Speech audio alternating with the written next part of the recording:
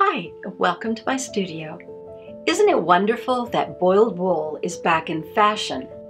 If you do not know what boiled wool is, it is actually a knitted fabric that is put through a washing process to shrink it. And once it's shrunk, it's very dense, it's warm in the winter and cool in the summer.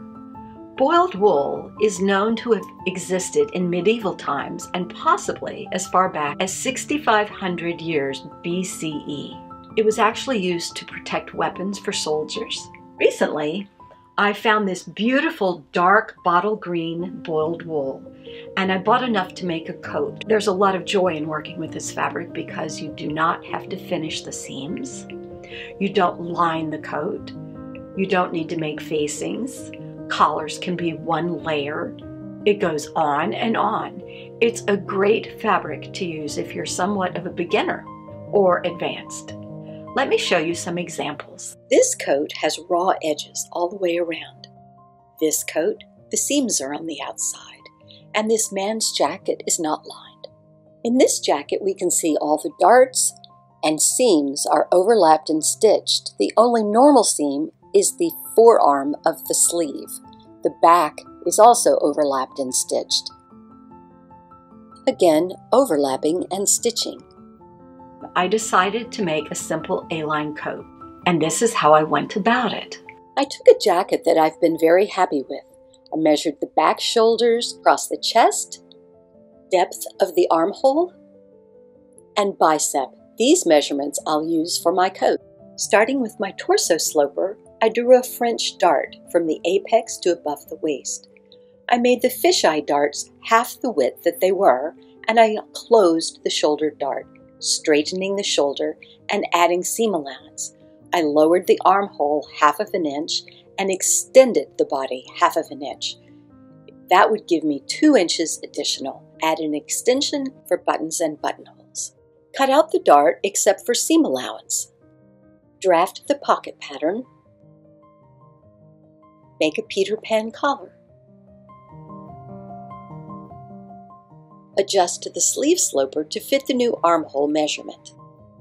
On the wrong side of the fabric, I marked the seam allowances, overlapping them, basting, and then stitching with the sewing machine. To stabilize the shoulders, neckline, and armholes, I used twill tape on the side that would not show. For the pockets, I used only one layer, sewing it to the back of the garment, then overlapping the front of the garment, sewing from the underarm to the top opening of the pocket, and then from the bottom opening to the hem. Since there was only one layer to the pocket, I sewed it carefully so you can't see it from the outside.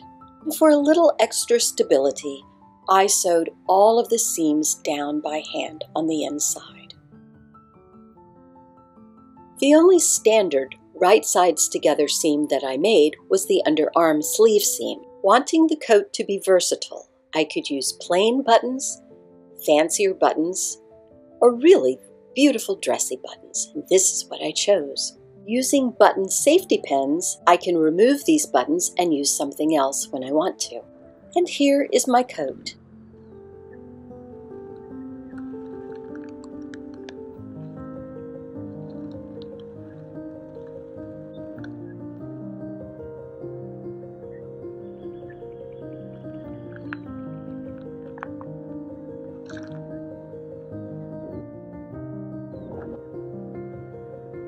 I hope this tutorial has been very helpful and inspirational to you.